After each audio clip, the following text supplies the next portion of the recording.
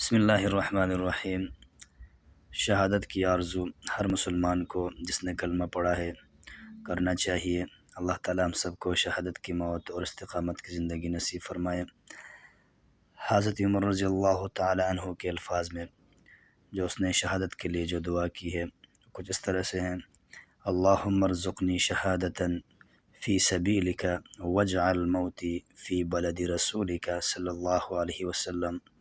اس کا ترجمہ کچھ یوں ہے: اے اللہ مجھے اپنے راستے میں شہادت نصیب فرما اور اپنے رسول کے شہر میں میری موت واقع کر دے۔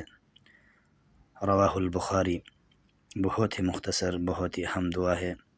ہر مسلمان کو جو اللہ پہ ایمان لایا ہو، رسول پہ ایمان لایا ہو، شہادت کی آرزو، شہادت کی موت اور استقامت کی زندگی مانگنا چاہیے۔